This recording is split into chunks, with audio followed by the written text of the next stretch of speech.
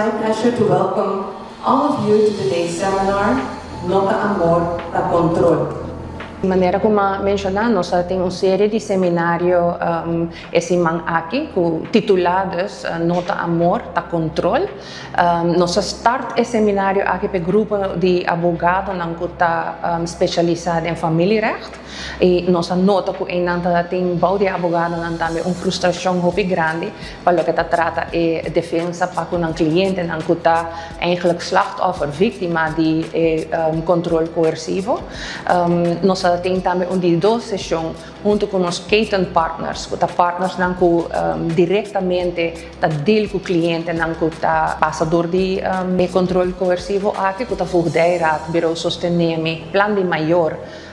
Nos partners são essencial, seguro, hora que toca domestic violence. Nós temos uma sessão para os partners mais amplo de nível social. E hoop importante, maar nós também tem, of in ieder geval, meester doctorandus Ariane Hendricks também facilita full day session junto com o gerecht de Aruba. Dus juez de Aruba lo participar em full dia de sessão junto com ele.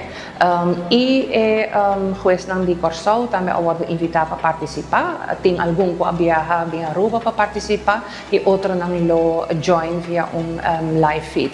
Nós estamos muito contentes que o gerecht proactief indicar que não quer ter essa sessão aqui para sobre a trobe é tópico específico de controle coercivo, dwingende controle, está algo atual no momento não aqui e hasta gerecht também lo quer saber mais over para poder make sure também que as decisões que worden tomadas são justo e correto.